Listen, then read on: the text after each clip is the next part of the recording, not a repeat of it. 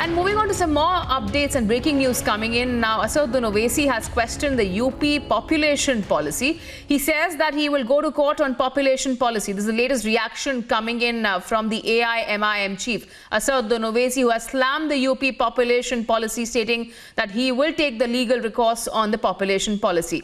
Let's in fact listen in to what he had to say.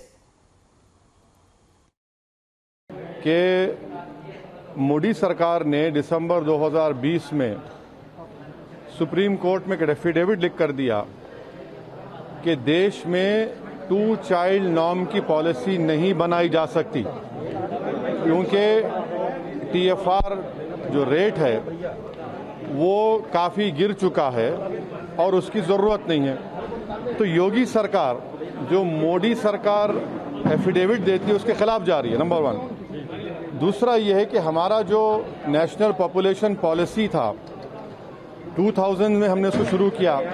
जब 3.2 TFR था, अब 2.2 पे आ गया, बगैर कोर्शन के, बगैर इस तरह की इंसेंटिव, बगैर इस तरह की पॉलिसीज के। तीसरी यह है कि योगी सरकार का यह प्रपोजल संविधान के आर्टिकल 21 के खिलाफ है, क्योंकि आर्टिकल 21 में भारत के संविधान में ये लिखा गया है कि personal autonomy relating to body भी आर्टिकल 21 का हिस्सा है।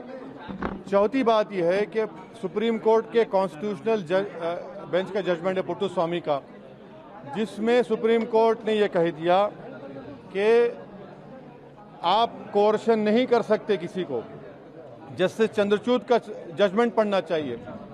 पांचवी अहम बात यह है कि योगी सरकार पॉपुलेशन को मानती है, तो हम ये पूछना चाहते हैं कि रूरल उत्तर प्रदेश में 40% शॉर्टफॉल है सब हेल्थ के सब सेंटर्स में, पीएचसीज में 49% का शॉर्टेज है, कम्युनिटी हेल्थ सेंटर्स में 53% का शॉर्टफॉल है, और वो कम्युनिटी हेल्थ सेंटर्स में 84% स्पेशलिस्ट नहीं है। और छठी बात यह कि 22 नवंबर 2019 को लोकसभा में एक सवाल के जवाब में मोदी सरकार ने कहा कि उत्तर प्रदेश सरकार का एक वर्स्ट रिकॉर्ड है डॉक्टर पेशेंट का।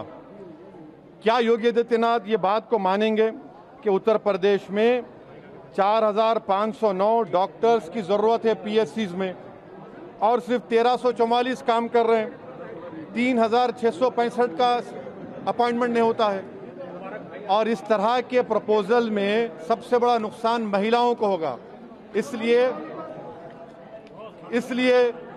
कि 93% स्टेरिलाइजेशन सिर्फ महिलाओं का होता है, और एबॉर्शन होगा फीटस देखने के बाद, महिलाओं का डिजर्शन होगा।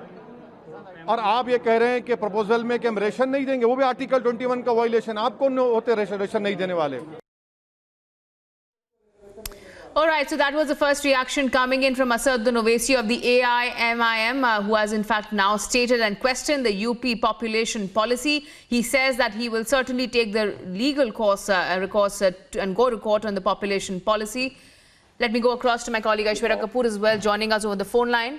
All right, Aishwarya, please share your perspective on what Asaduddin Owaisi is stating. He's stating that it is against the law, and once again he's questioning this UP population policy as well. Well, Asaduddin Owaisi is sensing that he can make it a political issue. UP is going to polls in next 8 to 10 months. Yogi Adityanath saying that yes, we are all set to implement it. Yogi Adityanath saying that yes, there is no issue of religion in this. It is going to be for all religions. But Asaduddin Owaisi seeing it through that lens, and now when Asaduddin Owaisi's party AIMIM has all set to contest elections in the state of Uttar Pradesh alongside Rajbhat, they are looking to polarize. They are looking to see the most sensible of the things through the lenses of religion, and that seems to be at work. Though Asaduddin Owaisi himself, a bar at law barrister from London, understands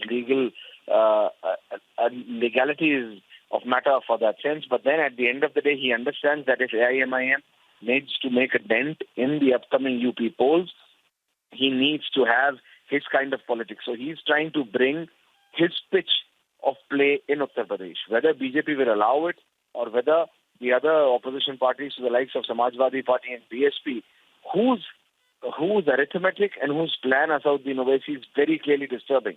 And the most, Right.